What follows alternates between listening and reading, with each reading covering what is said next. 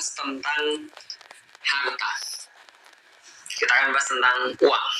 Dan Umi tahu kan sekarang banyak sekali kan orang-orang ya tentang yang sangat kayak ini balik lagi ke masa lalu ya Umi ya.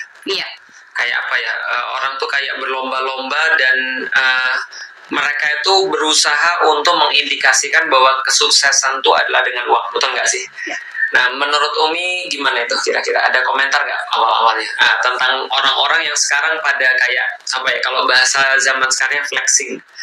Abi udah pernah ngasih tahu belum sih tentang flexing? Sudah ya, tentang orang-orang yang mereka itu kayak di dunia media sosial mereka senantiasa untuk mengekspresikan diri mereka, punya mobil yang terbaru, mobil yang termahal, makan makanan yang paling mahal kayak gitu, terus dibuat konten dan segala macam. Nah, itu adalah bagian daripada flexing atau orang-orang yang kayak dalam tanda kutip bahasanya pamer kekayaan.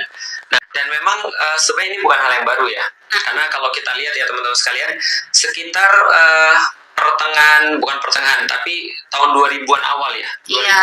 2000 2010 lah ya. 2005, 2006, 2007 lalu kemudian ya sampai 2012 atau 2013 kali ya.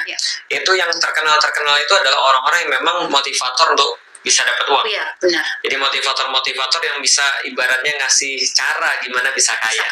Nah, dan hari ini balik ya, artinya retro ya. Kalau kita lihat memang yang namanya tren itu selalu retro. Dan ternyata nggak hanya pada tahun 2000-an juga. Sebenarnya kalau kita bicara tentang masalah harta itu kayaknya sepanjang sejarah manusia.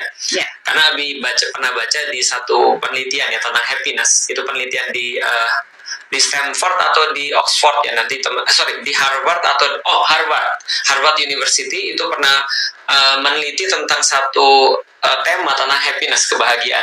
Jadi apa sih yang membuat orang tuh bahagia? Ternyata netizen itu menjawab yang membuat mereka bahagia. Netizen pada zaman now itu ada dua. Pertama adalah famous, yang kedua adalah rich. Jadi kaya dan terkenal itu yang membuat mereka bahagia. Maka orang-orang mencari itu semuanya.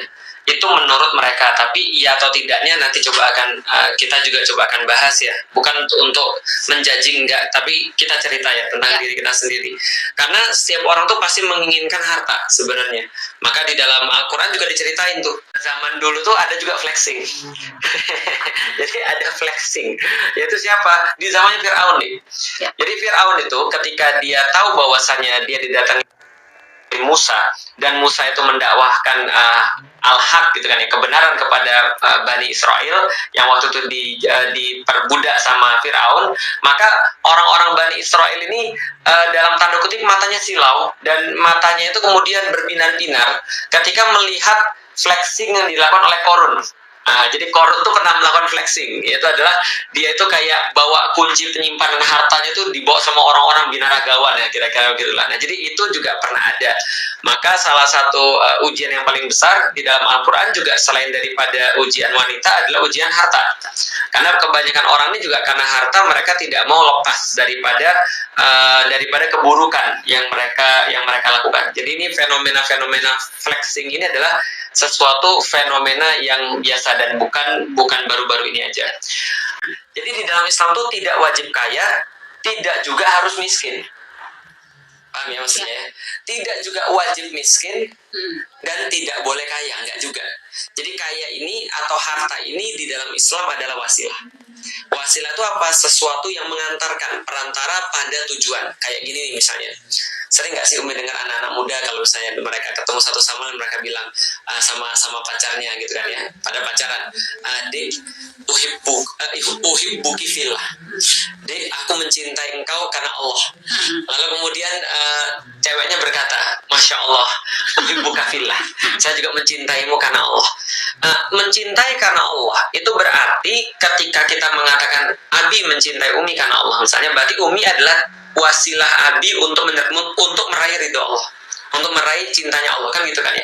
Artinya wasilah itu hanyalah perantara. Kayak contoh kita mau pergi ke Turki, wasilahnya naik ya pesawat misalnya. Nah, berarti pesawat ini adalah wasilah. Berarti kalau ada orang ketika dia pergi ke Turki dan dia cuma mau di pesawat doang dan dia cuma mau di situ dan nggak mau keluar, berarti dia nggak ngerti tujuannya apa.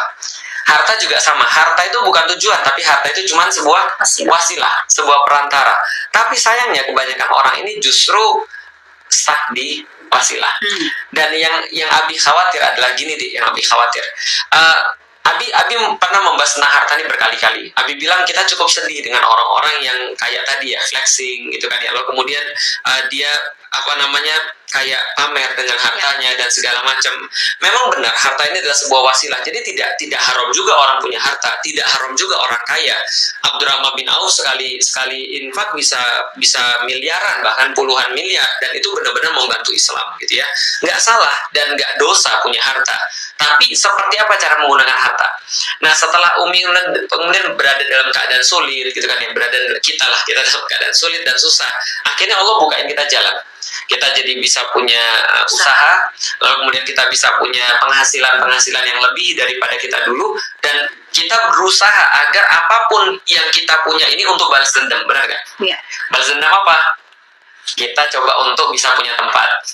Kita fasilitasi orang, kemudian apa yang kita dulu nggak punya gitu kan. Kita berusaha untuk semuanya itu untuk seperti yang kita doa dulu. Karena begitu kita nggak punya uang, kita jadi tahu seperti apa sulitnya nggak punya uang untuk dakwah.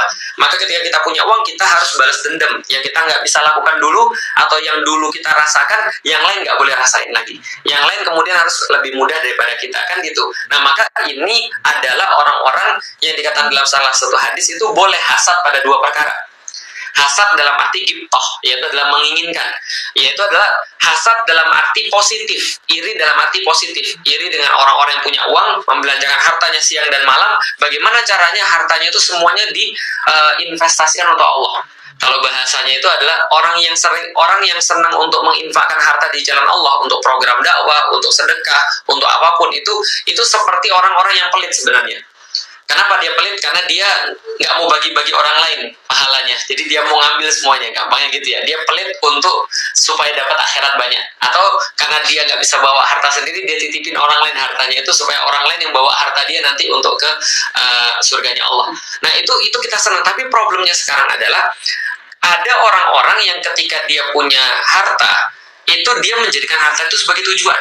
Sehingga orang ketika ngelihat itu, bukannya dia pengen taat, tapi justru dia bukannya pengen taat, tapi dia justru terlalaikan dan terbuai dengan wasilah itu, dengan dunia itu. Paham nggak sih maksud Abidi? Ya, jadi orang tuh di dalam pikirannya itu bukan lagi pengen untuk ketaatan, pengen untuk infak, pengen untuk program dakwah, tapi memiliki kemewahan dan kenikmatan itu. Paham nggak sih maksud?